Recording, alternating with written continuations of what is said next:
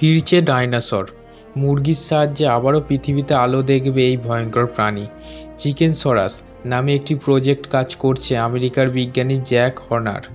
মূলত মুরগির জিন এডিট করে ঠোঁটের জায়গায় দাঁত, ডানার জায়গায় লেজ তৈরির চেষ্টা করছে।